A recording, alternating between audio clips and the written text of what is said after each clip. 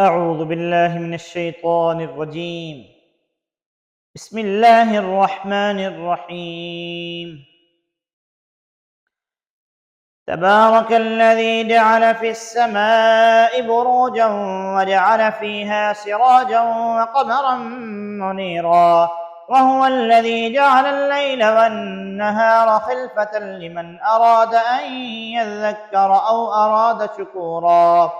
وعباد الرحمن الذين يمشون على الأرض هونا وإذا خاطبهم الجاهلون قالوا سلاما، والذين يبيتون لربهم سجدا وقياما، والذين يقولون ربنا اصرف عنا عذاب جهنم إن عذابها كان غراما إنها ساءت مستقرا ومقاما. والذين إذا أنفقوا لم يسرفوا ولم يقتروا وكان بين ذلك قواما. والذين لا يدعون مع الله إلها آخر ولا يقتلون النفس التي حرم الله إلا بالحق ولا يزنون، ومن يفعل ذلك يلقى أثاما يضاعف له العذاب يوم القيامة ويخلد فيه مهانا إلا من تاب وآمن وعمل عملا صالحا فأولئك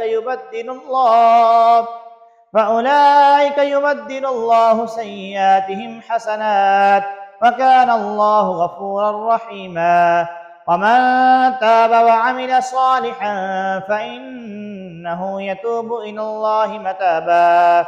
والذين لا يشهدون الزور وإذا مروا باللغو مروا كراما. والذين إذا ذكروا بآيات ربهم لم يخروا عليها صما وعميانا. والذين يقولون ربنا هب لنا من أزواجنا وذرياتنا قرة أعين واجعلنا للمتقين إماما. أولئك